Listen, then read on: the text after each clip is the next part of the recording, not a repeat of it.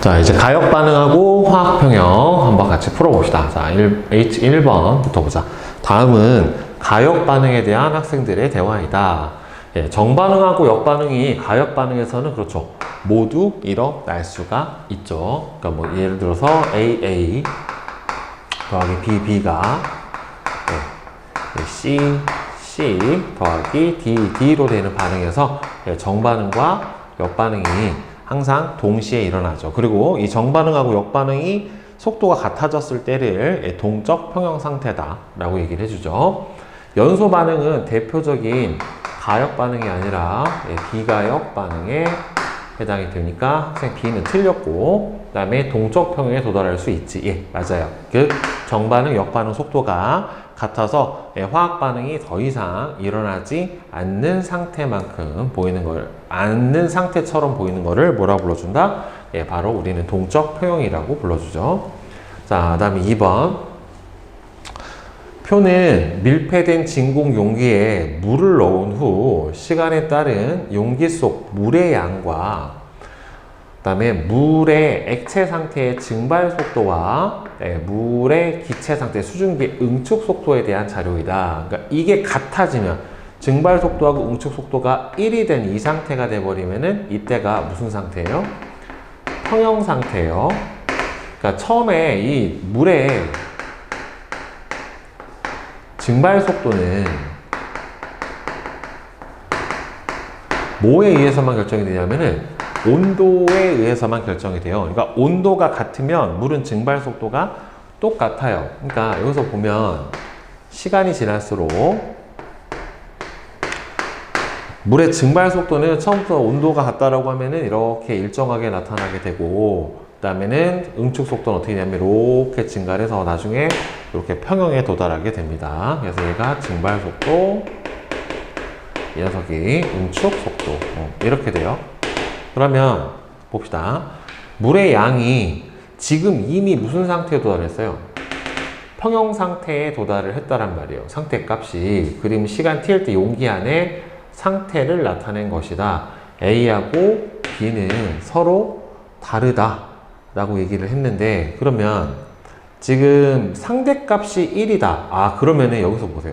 물의 양이 여기서 이렇게, 여기서 이게 평형이, 여기가 평형이 아니네요. 왜냐면 절대값이 아니라 상대값이기 때문에 실제로 보면은 물의 양이 T에서 2T로 되고 2T에서 3T로 되면서 어떻게 되냐면 A에서 B로 변하고 B로 변하지 않았어요. 그러니까 물에서 수증기로 변하는 양이 아직까지는 더 있고, 그 다음부터는 여기서는 증발되는 양과 응축되는 양이 서로 같았다라고 볼 수가 있기 때문에, 따라서 물의 양은 여기가 더 많은 거죠. 그러니까 상대적으로 수증기의 양은 B 상태가 더 많은 거고, 그러면은 아직까지는 무슨 속도가 더 빠른 거예요?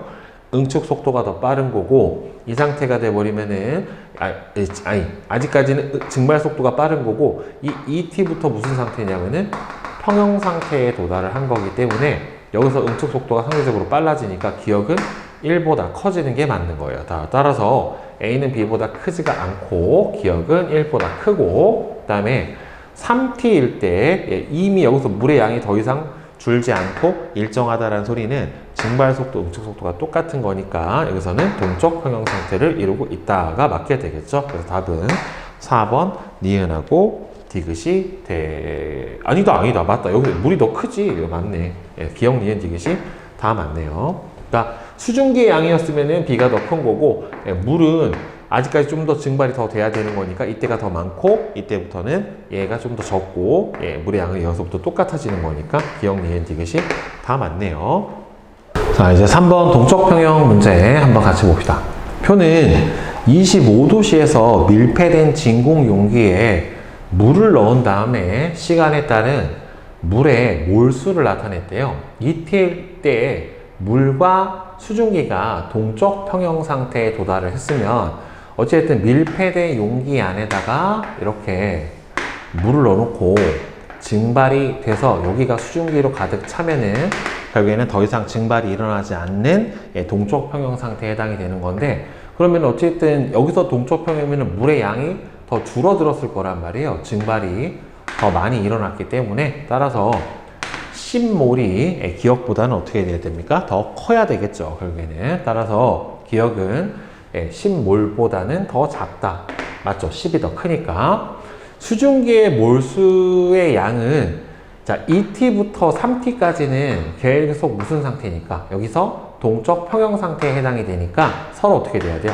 같다라고 해야지 맞는 거고, 내가 3T일 때 물이 수증기로 되는 반응은 일어나지 않는 게 아니라 물이 수증기로 되는 반응의 속도와 수증기가 물로 응축되는 반응의 속도가 서로 같은 동적 평형 상태에 해당이 되는 거죠. 그래서 답은 1번이 맞아요. 자, 그 다음에 4번 봅시다. 그린 가는 진공 용기에 물을 넣은 모습을 나는 가 용기에 들어있는 물의 질량을 시간에 따라 나타냈대요. 그러니까 물 상태에서 질량이 T1에서 T2로 가면서 줄었죠. 그러니까 결국에는 여기서 전체 총 물의 질량, 즉 수증기까지 포함한 거는 서로 어떻게 돼야 되는 거니까 같아야 된다라고 봐야 되는 거니까 여기서 0이 될 수는 없는 거고, 이 상태에서 이렇게 돼가지고 이렇게 일정한 값을 나타내면 내가 H2O 수증기의 질량에 해당이 될 거고, 밑에 거는 물 상태의 질량에 해당이 될 거예요. 그러면 T2에서가 T1보다 더 큰 값을 가지는 거는 일단은 수증기의 질량이 더 크고, 그 다음에 수증기의 양이 더 많아지니까 수증기가 응축되는 속도가 더 빨라지겠죠. 그 다음에 용기 속 물의 증발 속도는 여러분들 일정해요. 이 증발 속도 자체는 온도에 의해서만 결정이 되는 거라서 온도만 같다라고 하면은 증발 속도는 처음부터 끝까지 어떻게 나온다? 계속 일정하게 나타날 수밖에는 없어요. 그러니까 아까도 선생님이 그래프 그려서 그려줬지만 증발 속도는 일정하고 응축 속도가 늘어나서 결국엔 이렇게 동적 평형 상태에 도달을 하게 되는 거예요. 그 다음에 5번. 그린 가는 진공 용기 속에서 물을 넣고 충분한 시간이 흐른 후에 그래프 나왔다 여기서 지금. 자, 평형에 도달한 모습을, 자, 기억이 물의 H2O의 증발 속도에 해당이 되는 거고, 온도가 일정하니까 여기서 계속 늘어나는 요 녀석이 바로 응축 속도에 해당이 될 거란 말이에요. 자, 그러면 기억은 물의 증발 속도이다. T2일 때 수증기는 응축되지 않는 거 아니죠. 그 다음에 용기 속 물의 양은 T1일 때가 T2일 때보다 더 많다. 지금 어찌됐든 계속 증발되는 양이 응축되는 양보다 많기 때문에 물의 양 자체는 계속 줄다가 여기 평형에 도달하면서부터는 더 이상 줄지 않게 되는 거잖아요. 그러니까 물의 양 자체는 T1이 T2보다 많아야 되는 게 더 맞는 거죠. 자, 그 다음에 6번. 그림은 일정한 온도에서 플라스크에 일정량의 물을 넣고 밀폐시켰을 때 일어나는 변화를 모형으로 나타냈는데 점점 지금 증발하는 양이 많아지면서 이 내부를 채우고 있는 수증기의 양이 점점 증가를 하게 되는 거죠. 자, 따라서 나는 동적 평형 상태에 도달한 상태다. 지금 보면은 수증기 상태로 있는 게 하나, 둘, 셋, 넷. 지금 보면은 이 위에 있는 게 하나, 둘, 셋, 넷, 5개. 얘는 하나, 둘, 셋, 넷, 5, 6, 7개라서 얘가 더 많아요. 그렇죠? 그러니까 동적 평형 상태 아니고 액체 상태 물의 양은 2순으로 맞는 거죠. 가나 다. 다에서는 증발이 일어나지 않는 거 아니고 수증기의 분자 수는 다에서가 나에서보다는 더 크다. 수증기의 분자 수는 당연히 증발이 여기가 더 많이 됐으니까 다에서가 나에서보다 더 커야죠. 그 다음에 다에서 시간이 지난다고 해서 수증기 양 자체가 증가를 하지는 않죠. 왜? 이미 저기 동적 평형 상태에 도달을 했다라고 봐야 되는 거니까 다에서는 일정하다 라고 봐야 되겠죠. 여기에. 자, 그 다음에 7번. 그림은 일정한 온도에서 밀폐된 용기에서 일정량의 물을 넣고 충분히 한 시간이 지난 후에 모습을 나타냈는데 여기서 V1이 바로 증발 속도에 해당이 되고 그 다음에 V2가 수증기에서 물로 되는 거니까 이 녀석이 바로 응축 속도에 해당이 돼요. 따라서 충분한 시간이 지났다라고 했기 때문에 동적 평형 상태라 V1, V2가 될 거고, 그러면은 증발 속도, 응축 속도 똑같으니까 분자수는 일정하고 멈춘 게 아니에요. 동적 평형 상태니까. 그 다음에 8번. 표는 밀폐된 진공 용기 안에 물을 넣은 후 시간에 따른 그림은 시간이 t일 때의 용기 안의 상태를 나타냈대요. 근데 지금 A가 B보다는 더 큰데 여기에서 평형 상태에 도달했다. 그러면은 시간이 지날수록 줄어들어야 되니까 결국에는 기억은 뭐에 해당이 되겠어요? H2O 물의 몰수라고 봐야 되겠죠. 그죠? 따라서 기억으로 적절한 것은 일단은 H2O의 질량은 적절하죠. 그죠? 네, 시간이 지나면서 줄어야 되니까 수증기의 분자수는 오히려 늘어나야 되는 거고, 그 다음에 증발 속도는 일정하기 때문에 증발 속도는 일정하니까 응축 속도는 점점 빨라지니까 T2가 T1보다 커야 돼요. 그러면 B가 A보다 크게 나타나야 되는 거니까 맞는 거는 1번 기억 하나밖에는 없게 됩니다. 그 다음에 9번 봅시다. 표는 T도씨 1기압에서 물의 X를 용해시킨 실험 가부터 라에 대한 자료인데, 충분한 시간이 흐른 후에 실험 나부터 라에서 각 수용액은 용해 평형 상태에 도달을 했대요. 자, 그러면은 X 플러스 Y는 지금 보면은 100g에 40g을 넣어도 36이 녹았고 60을 넣어도 36이 녹았으면은 80을 넣어도 결국에는 막 100g에 녹을 수 있는 양이 얼마예요? 36일 거예요. 그러니까 원래 용해도라고 하는 것 자체가 의미하는 바가 특정 온도에서 물 100g에 최대한 녹을 수 있는 용질의 그램 값에 해당이 된다는 말이에요. 그러니까 얘는 36g까지 녹을 수 있다. 그러면 얘는 20g 녹으면 용해도가 36이니까 20g이 다 녹겠죠. 합쳐주면 56만큼이 녹아 들어가게 될 거예요. 자, 그 다음에 10번은 그린 간은 물이 들어있는 비커에 염화나트륨 고체를 넣은 것을 나는 충분한 시간이 지난 후 가의 수용액이 용해 평형 상태에 도달한 것을 나타냈는데, 이에 대한 설명으로 옳은 것은 나에서 염화나트륨의 용해는 일어나지 않는 거 아니죠. 용해 속도, 석출 속도가 같은 거고, 나트륨 이온의 수는 나가 가보다는 더 당연히 많죠. 왜? 훨씬 더 많이 녹아 들어갔으니까. 녹아 들어간 물질이 많으면 당연히 이온수도 많아야 되지. 그 다음에 염화나트륨의 석출 속도는 용해 평형 상태에 도달한 나가 더 빨라야지 맞게 되겠죠. 네, 그래서 2번이 되고요. 그 다음에 11번. 그림과 같이 일정량의 물에 염화나트륨 23의 염화나트륨을 충분히 넣고 녹였을 때 가라앉은 고체 염화나트륨이 들어있는 비커에 염화나트륨 24 동위 원소를 넣고 잘 저어 주었대요. 그러면 얘가 녹아 들어가고요. 얘 다시 어떻게 돼요? 얘도 녹아 들어가고 23 염화나트륨이 녹아 있던 것도 다시 녹아 들어가고 다시 석출되고 하는 과정을 이 안에서 계속 반복을 할 거란 말이에요. 그러면 충분한 시간이 지난 후에 이에 대한 설명으로 옳은 것은, 그러면 수용액 안에는 얘도 녹고 얘도 녹기 때문에 23 나트륨이랑 24 나트륨이 요 안에 다 같이 녹아 있을 거예요. 그리고 당연히 녹았던 24 나트륨이 석출도 될 거기 때문에 24 염화 나트륨도 있을 거고, 용액의 몰농도 자체는 24 나트륨을 넣기 전보다 큰 게 아니라 이거는 일정해요. 그러니까 어차피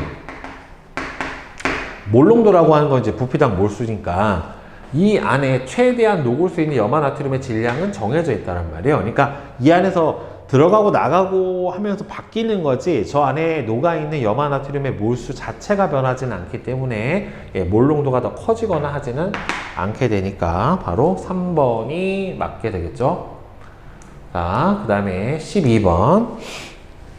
표는 영하 70도에서 밀폐된 진공 용기에 드라이아이스를 넣은 후 시간에 따른 이산화탄소의 양에 대한 자료래요. 그러니까 고체 드라이아이스가 이산화탄소 기체로 변하는 승화되는 양인데 ET일 때 드라이아이스하고 이산화탄소가 동적 평형 상태에 해당이 됐대요. 승화되는 속도가 서로 같았다는 소리죠. 자, CO2 고체가 CO2 기체로 되는 반응은 가역 반응이니까 동적 평형에 도달했을 거고, 당연히 기체 양이 더 많아졌을 거란 말이에요. 훨씬 더 승화가 많이 돼서 승화 평형에 해당이 됐을 테니까 틀렸죠. 3T일 때 이거는 1이 나와야죠. 이미 여기서 평형 상태에 도달했기 때문에 여기서는 둘의 속도가 똑같아야지 맞게 되는 거니까 맞는 거는 1번만 맞게 될 거예요. 자, 그 다음에 13번. 표는 밀폐된 진공 용기에 에탄올을 넣은 후 시간에 따른 에탄올의 몰수의 양을 나타냈고요. T2일 때 동적 평형 상태에 도달을 했고, 이때 에탄올 액체분의 기체 양은 X만큼이 나왔대요. 자, 그러면 얘가 X면 얘도 X고, 이 값은 얘가 좀 더 많고 얘가 좀 더 적은 상태이기 때문에 얘가 더 적은 상태다라고 봐야 될 거예요. 그러니까 B가 A보다 어떻다? 더 크다라고 보는 게 일단은 맞는 거고요. 자, T1일 때는 아직은 증발 속도가 더 빠릅니다. 분모가 더 크니까 맞고요. T3가 돼버리면은 증발 속도하고 응축 속도가 서로 같은 상태가 되는 거니까 이때 양이잖아. 이거는 몰수로 나타낸 거고, 이거는 T3일 때 T2일 때 X면은 T3도 똑같이 X해야 되니까 이거는 X가 나와야지 많죠. X보다 클 수가 없지. 그냥 기억하고 니은이죠. 자, 그 다음에 14번. 그림은 밀폐된 진공 용기에 X 액체를 넣은 후 X 기체의 응축 속도를 시간에 따라 나타냈대요. 자, 온도는 일정하다라고 했기 때문에 증발 속도는 처음부터 끝까지 이렇게 일정하게 나타나게 될 겁니다. 자, 그러면 T1에서 XL의 증발 속도는 당연히 V1보다는 크죠. 이때 V2가 나타나야 되는 거고, T2에서 증발이 안 일어나지는 않고요. X의 양은 T2에서 X 기체의 양은 증발이 여기서가 맥스가 될 테니까 T2가 T1보다 당연히 더 커야지 맞게 되겠죠. 그래서 기억하고 디귿이 맞고요. 자, 그 다음에 15번. 다음은 적갈색의 이산화질소로부터 무색의 사산화 이질소가 생성되는 반응과 이에 관련된 실험이다 라고 되어 있는데, 플라스크에 이산화질소를 넣고 마개를 막아 놓았더니 시간이 지남에 따라 기체의 색이 점점 더 옅어졌고 T초 이후에는 색이 변하지 않고 일정했다. 그러니까 여기에는 정반응이 계속 진행이 된 거란 말이에요. 그러면 지금 2분자짜리 2몰짜리가 1몰짜리로 변하기 때문에 T초까지는 전체 기체 분자수는 점점 몰수가 줄어드니까 감소하는 형태가 나와야지 맞게 되는 거고, T초 이후에는 평형 상태에 도달을 했기 때문에 이때는 기체 몰수가 일정하게 유지가 될 거란 말이에요. 변하지 않는다. T초 이후에는 정반응, 역반응 속도가 같은 거지 일어나지 않는 거는 아닌 거고요. 자, 그 다음에 16번. 그림은 시험관에 적갈색의 NO2 기체를 놓고 밀폐시킨 후 충분한 시간이 두었을 때를 나타냈대요. 다 이후에 더 이상 옅어지지 않았다. 얘가 그러니까 무슨 상태에 도달했다?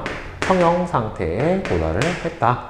그래서 나가 아니라 다가 화학 평형 상태에 해당이 되는 거고, 시험관 속 NO2의 몰농도는 점점 줄어들 거란 말이에요. 그렇죠? 분해가 되니까. 즉 얘는 NO2가 N2, O4로 변하는 반응이 일어나니까 NO2 양이 점점 줄겠죠? 그러니까 맞고, 다에서는 두 개가 평형 상태니까 같이 공존해서 존재를 해야 되는 게 맞는 거죠. 자, 그 다음에 17번 서술형 문제 봅시다. 다음은 화학 반응의 종류에 대한 자료래요. 기억은 반응물이 생성물로 되는 반응이다. 이건 뭐라고요? 정반응. 니은은 생성물이 반응물로 되는 반응이다. 역반응.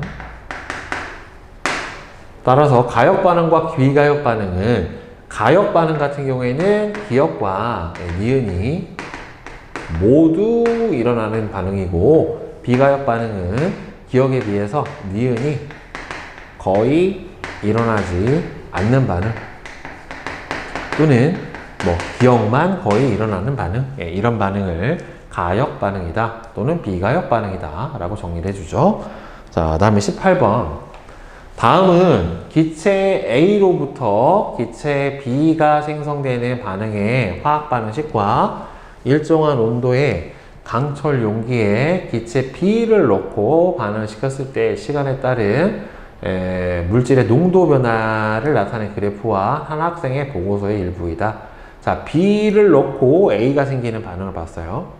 기체 A가 B로 되는 반응을 정반응, B가 A로 되는 반응을 역반응이라고 하면은 위에서 주어진 반응과 같은 가역 반응에서는 정역 반응이 모두 일어날 수가 있고요. 따라서 나 구간에서는 반응이 종결돼서 정반응과 역반응이 모두 일어나지 않는다는 아니고 정역 반응의 속도가 같다라고 봐야 되겠죠. 따라서 옳지 않은 문장은 여기죠.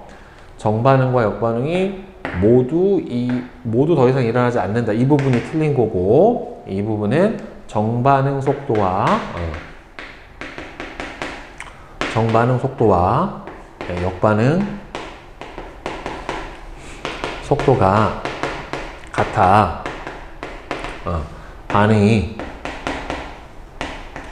더 이상 일어나지 않는 것처럼 보이는 상태죠.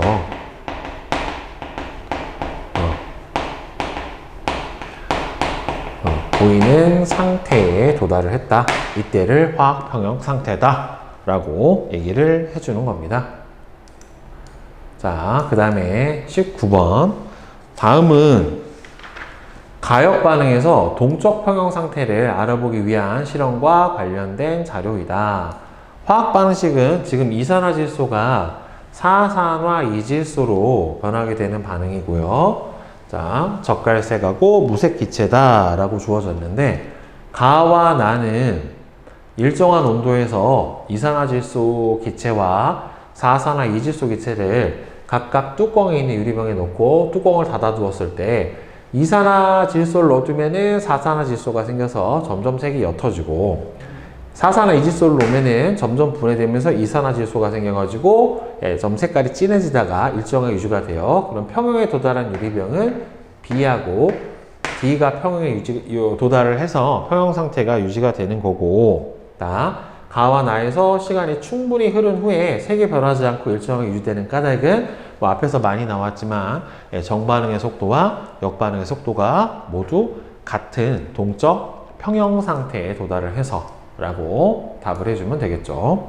그 다음에 20번 그림과 같이 파란색의 염화 코발트 종이에 물을 떨어뜨렸더니만 염화 코발트와 물이 결합해서 염화 코발트 육수화물을 형성을 하면서 붉게 변했어요. 그러니까 보통 염화 코발트 종이를 물을 검출할 때 사용을 해주는데 그 반응인 거죠. 염화 코발트가 물과 결합해서 염화 코발트 육수화물을 형성하는 반응이 가역 반응임을 확인할 수 있는 방법과 확인 방법은 결국에는 여기 얘를 어떻게 돼요? 제습을 시키던지 또는 건조를 시켜 H2O 물을 제거를 한 다음에 염화 코발트가 파란색으로